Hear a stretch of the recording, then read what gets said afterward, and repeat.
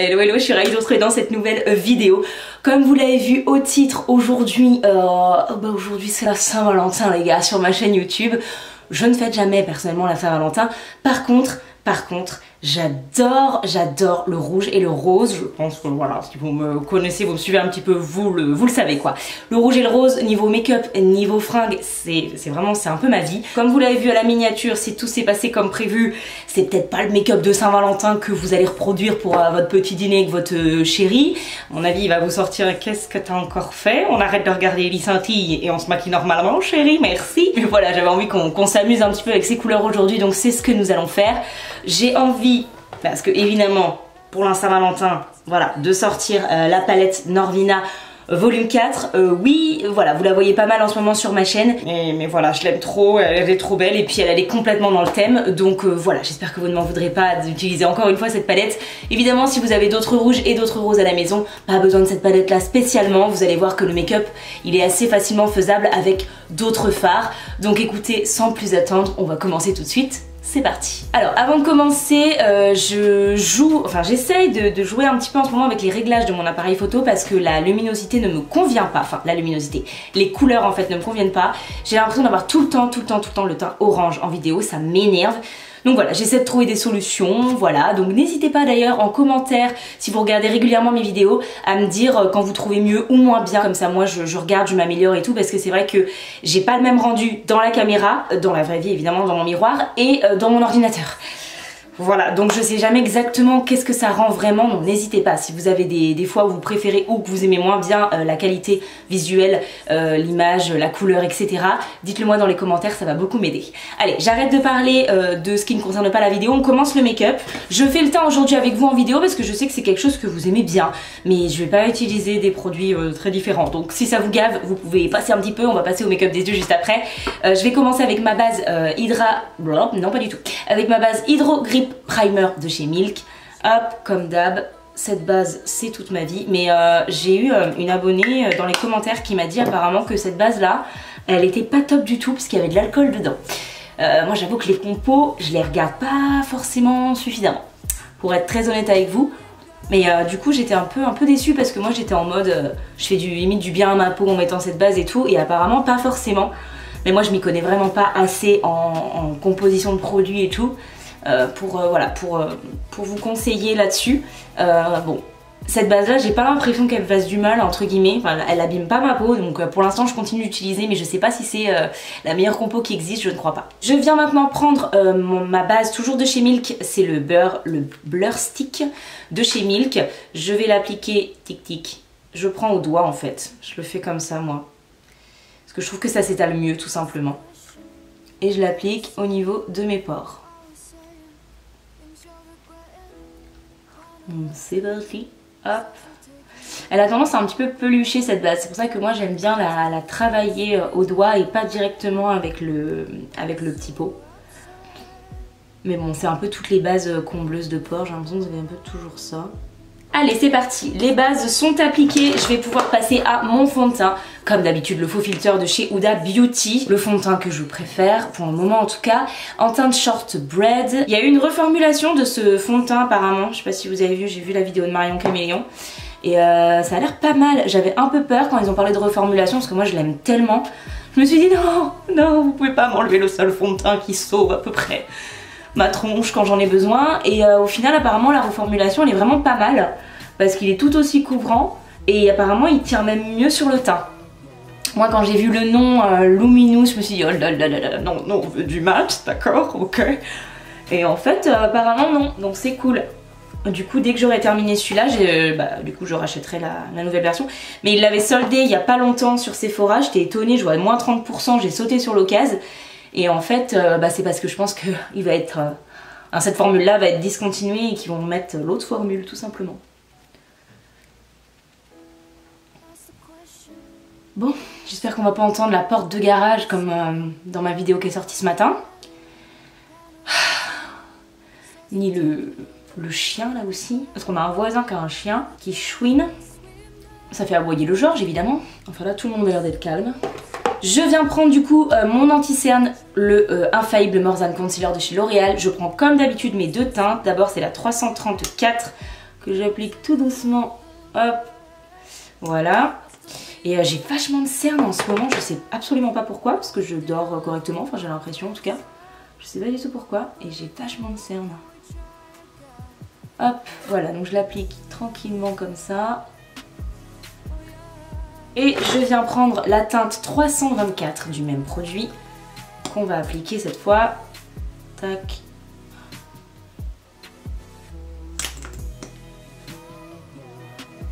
De manière un peu plus diffuse. Ok, avant de poudrer, je vais vite appliquer mon blush. J'ai envie d'appliquer du blush crème. J'ai une nouvelle passion. Toujours le même, c'est le Apicia Blush en teinte pollen. Je crois que c'est ça. Hein. Ça se trouve, j'ai des grosses bêtises, mais je crois que c'est ça. J'en applique un tout petit peu. J'en ai déjà trop mis. Il faut vraiment un tout petit peu. J'adore en fait ce blush. Parce que du coup, je trouve que ça s'estompe vachement bien.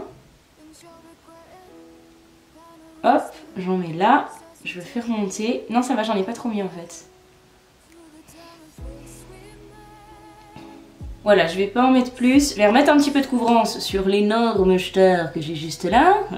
Voilà. Je vais tout de suite poudrer. On va tester ensemble une nouvelle poudre. C'est la poudre de chez Hourglass, la Veille, qui apparemment est vraiment pas mal. Je crois que j'ai entendu de bons avis dessus si je dis pas de bêtises. Je passe un petit coup au niveau de... Hop, ici.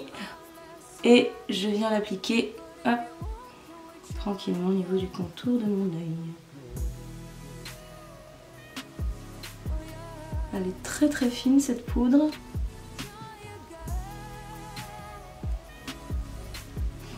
Putain, moi je bouffe mes poudres à chaque fois. Celle-là elle a pas bon goût, hein. Elle est meilleure la Too Faced.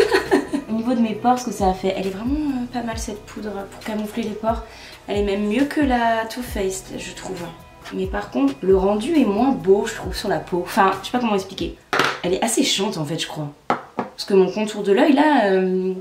il a pris un peu cher là je trouve, il a même pris très très cher. Elle a vachement bien camouflé mes pores, ça là-dessus il n'y a pas de souci. Mais par contre, ouais, je pense qu'elle est assez chiante. Ça va faire du bien là. On va réhydrater un peu parce que ça va marquer dans 2 minutes.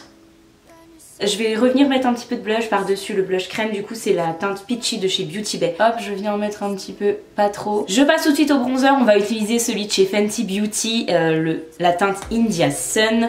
Bronzer que j'utilise tout le temps, quasiment en ce moment. Hop, alors contrairement au Beauty Bay, celui-là, il faut y aller gaiement dans le pan.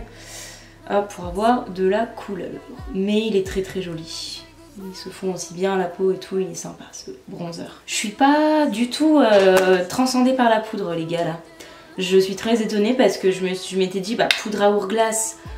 Voilà, c'est quand même des produits un peu valeur sûre je trouve, les produits à Hourglass. Et bah là pour le coup non, je suis pas du tout convaincue, je trouve qu'elle est vachement asséchante. Le contour de mes yeux c'est une catastrophe.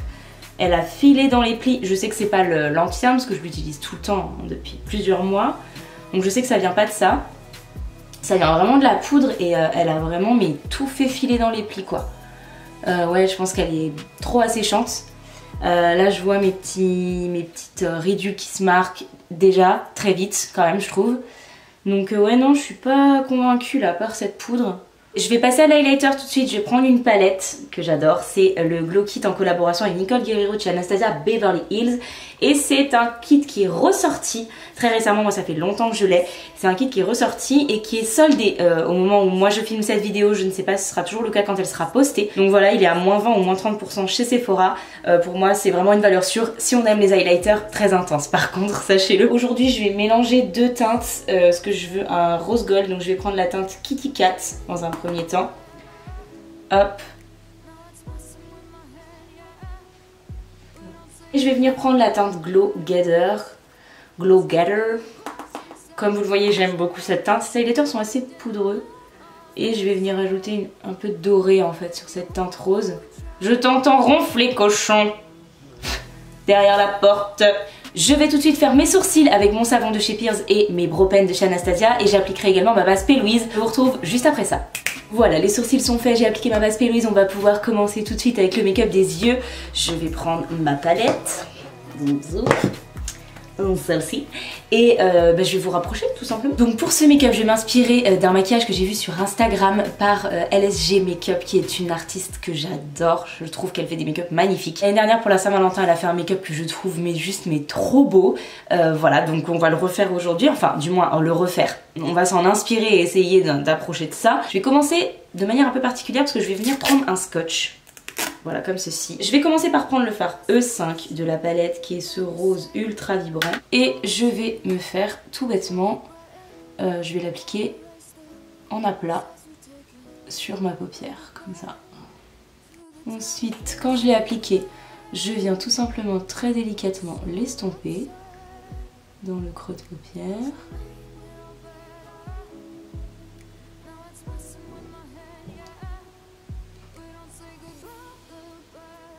Ensuite, quand j'ai fait ça, je viens reprendre un 230 de chez Zoeva et cette fois, je vais venir prendre le fard E1, qui est un rose cochon, j'ai envie de dire beaucoup plus clair. Et je vais venir l'utiliser pour estomper ce fard.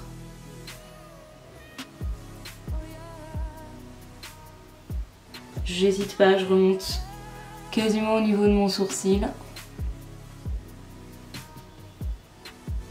Maintenant que j'en suis là, je viens prendre mon demi-cellaire de chez Lidl, un petit coton-tige. Je vais faire ma palette parce que souvent ça éclaire partout ça. Et je vais venir tracer un cœur.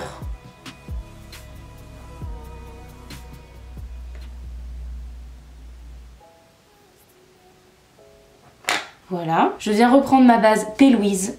Je l'applique toujours avec mon 237 de chez Zoeva, j'adore ce pinceau. Et je viens tracer du coup cette forme de cœur avec ma base. Alors cette base, que j'ai remarqué, c'est que si c'est pas ultra sec en dessous, elle accroche pas à la paupière. Et la base ABH, elle ne le faisait pas ça. Je viens avec un tout petit pinceau appliquer le fard E4, qui est ce bordeaux.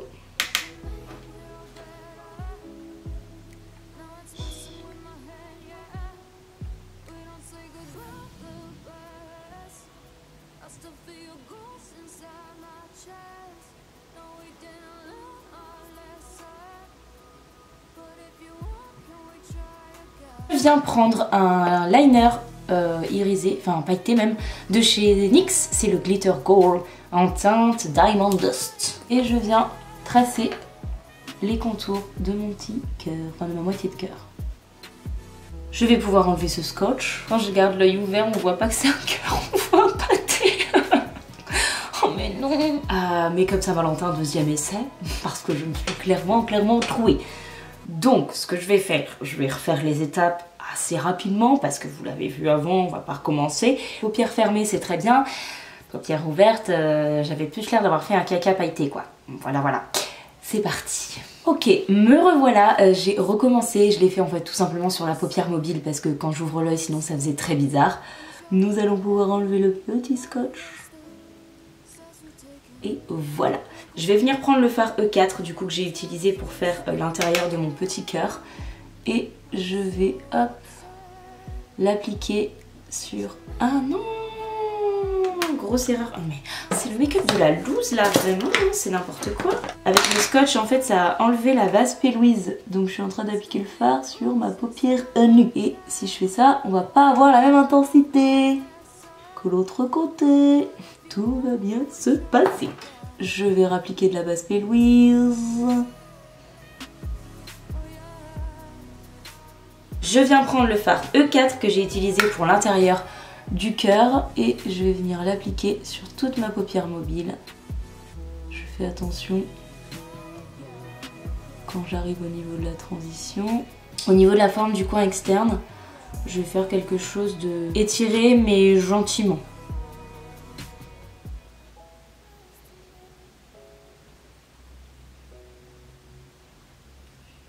Allez, je continue. Je vais maintenant prendre le fard C5 et je vais venir faire une transition avec mon fard Bordeaux.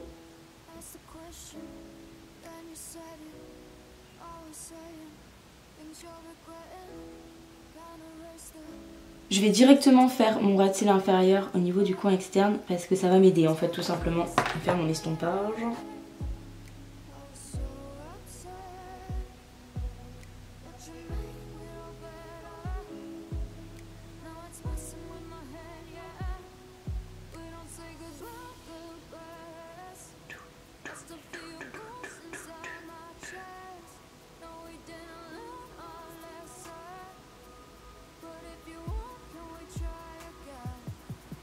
Avec un pinceau 231 de chez Zoeva, je vais venir estomper les bords ici pour m'aider à estomper this make-up.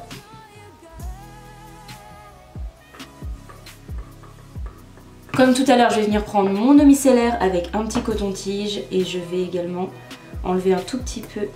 Voilà, à chaque fois ça fait ça. Ça éclabousse partout, c'est très chiant.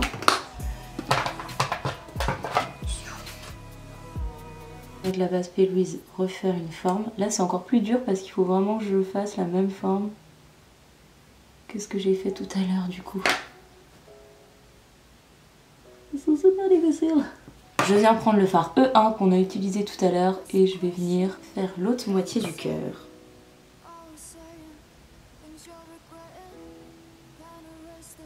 Ok, quand j'ai fait ça, je viens prendre mon eyeliner de chez Too Faced. C'est un liner peel-off, donc je vous conseille pas d'utiliser ces liners. Mais c'est le seul rose que j'avais. Donc moi je vais l'utiliser ici. Mais voilà, c'est des liners qui s'effritent. Enfin, c'est vraiment pas des bons produits selon moi. La teinte c'est, si ça vous intéresse, Fairy Queen. Je vais venir faire mon ras de cils inférieur avec les fards que j'ai utilisés plus haut. Au-dessus, je vais venir les reporter. Je place d'abord le fard E5 et ensuite je viens placer le fard E1 dans la continuité. Je vais venir prendre le fard A2 de la palette pour le mettre en coin interne. Je vais venir prendre le crayon de chez Kat Von D, un des lip liners en teinte Loftcraft. Et je vais venir l'appliquer en muqueuse. Ok, allez c'est parti, je vais faire l'autre œil hors caméra, je vous retrouve juste après. Je vais également faire un trait de liner très sobre, mettre mes faux cils. Voilà, on se retrouve en gros pour les lèvres, c'est parti. Ça y est, le make-up des yeux est terminé, on va pouvoir passer aux lèvres. Et là je suis dans une grande hésitation. Est-ce que je mets un nude rosé ou est-ce que je mets un rouge? Je sais pas du tout. Peut-être celui-là, hein. Alors je vais prendre la teinte Por Vida, c'est un Everlasting Lipstick de chez Kat Von D et je vais faire le contour de mes lèvres tout simplement. Et je vais essayer d'appliquer la teinte Tulip des Liquid Lipstick d'Anastasia Beverly Hills. Et voilà les amis pour le résultat, je vous mets les petits close-up pendant qu'on discute à l'écran. J'espère que ce petit make-up de Saint-Valentin vous a plu.